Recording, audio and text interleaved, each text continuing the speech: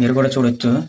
రుద్రంకోట శ్రీ ఆంజనేయ స్వామి వారి విగ్రహం అయితే, శ్రీ ఆంజనేయ స్వామి ఆశీర్వాదాలు అయితే ఎప్పుడు మన అందరి మీద ఉండాలని అయితే నేను కోరుకుంటున్నాను. హాయ్ అండి అందరికీ, నేను మీ బాలపల్లి కుర్రోడు. ఈరోజు అయితే రుద్రంకోట అయితే వెళ్తున్నాను, ఎందుకంటే అక్కడ శ్రీ ఆంజనేయ స్వామి టెంపుల్ అయితే మీకు చూపిద్దామనేసి అనుకుంటున్నాను. ఊర్లో నుంచి అయితే వెళ్ళాలి, మీకు కూడా చూపిస్తాను ఊర్లో దారి కూడా. ఇదేనండి రుద్రంకోట శ్రీ ఆంజనేయ స్వామి వారి ఆలయానికి వెళ్ళే దారి అయితే. సైడ్లో అయితే మొత్తం బురద బురదగా ఉంది. ఎందుకనంటే మొన్న వచ్చి వెళ్ళిన గోదావరికి అయితే బురదంతా ఆగిపోయింది. డైలీ కురుస్తున్న వర్షాల కారణంగా అయితే సైడ్లు మొత్తం బురదగా ఏర్పడింది. టర్నింగ్లు అయితే చాలా వస్తాయి, దగ్గరగా ఉంటాయి టర్నింగ్లు, కొంచెం చూసుకొని అయితే వెళ్ళాలి. అలాగే దారిలో జనాలు కూడా బాగా తిరుగుతుంటారు, పిల్లలు కూడా ఇటు అటు ఉరుకుతూ ఉంటారు. కొంచెం మెల్లగా అయితే వెళ్ళాలి, దారిలో కొంచెం చూసుకొని. మొత్తానికైతే మెయిన్ సెంటర్కి అయితే వచ్చేసాం రుద్రంకోట.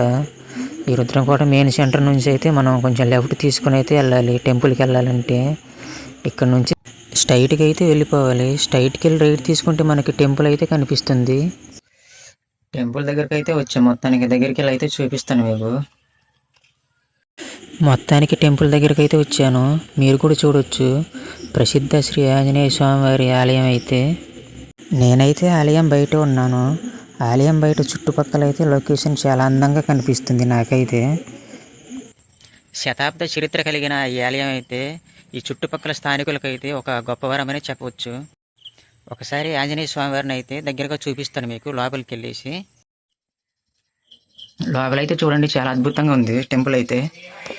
ఒకసారి అయితే గంట కొట్టేసి అయితే వెళ్దాం మనం స్వామివారి దగ్గరికి. చూడండి, దగ్గరికి అయితే వెళ్తున్నాను స్వామివారి దగ్గరికి. మీరు కూడా చూడొచ్చు, రుద్రంకోట శ్రీ ఆంజనేయ స్వామివారి విగ్రహం అయితే.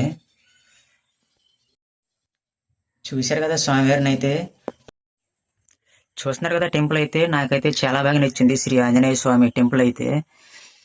అదే కాదండి, ఈ పక్కనే మనకి గోదావరి కూడా ఉంది, చాలా దగ్గరలోనే ఉంటుంది గోదావరి అయితే.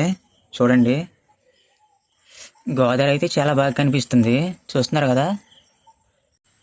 మొత్తానికైతే మన రుద్రంకోట ఆంజనేయ స్వామి వారి ఆలయం అయితే చూశారు కదా.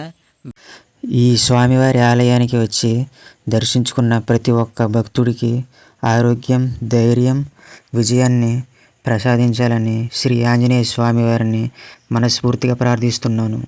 ఈ వీడియో చూస్తున్న ప్రతి ఒక్కరు కూడా మన రుద్రంకోట శ్రీ ఆంజనేయ స్వామి వారిని అయితే దర్శించుకోవడం మర్చిపోవద్దని నా చిన్న విన్నపం. శ్రీ ఆంజనేయ స్వామి ఆశీర్వాదాలు అయితే ఎప్పుడు మన అందరి మీద ఉండాలని అయితే నేను కోరుకుంటున్నాను. ఈ వీడియోని ఇస్తే ఒక లైక్ చేయండి. అలాగే కొత్తగా చూస్తున్న వాళ్ళైతే ప్లీజ్ సబ్స్క్రైబ్ చేయడం మర్చిపోవద్దు. అలాగే ఈ వీడియోని ఇస్తే మీ ఫ్రెండ్స్ అండ్ ఫ్యామిలీ మెంబర్స్కి షేర్ చేయండి. Thanks for watching.